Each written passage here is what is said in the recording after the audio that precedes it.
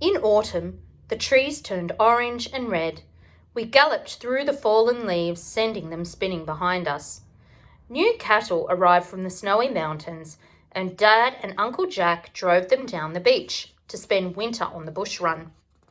When the cows began to calve, we had to check them at least twice a day. If a cow needed help to give birth, we'd drive her slowly to the yards. Mum delivered the calf, just like a doctor delivering a baby. I was the assistant, patting the cow and soothing her with my voice. Sometimes I felt frightened, but it was always thrilling to see the tiny newborn calf.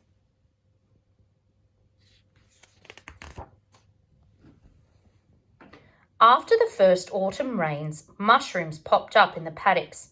We would trudge for miles with knives and buckets, searching for a whopper or a perfect fairy ring.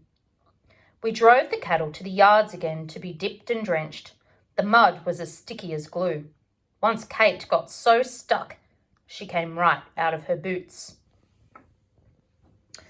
On frosty mornings, the mist crept into the valleys, and I'd pretend we lived in a Norwegian fjord. When rainstorms flooded the flat country, Jake and I loved racing through the water.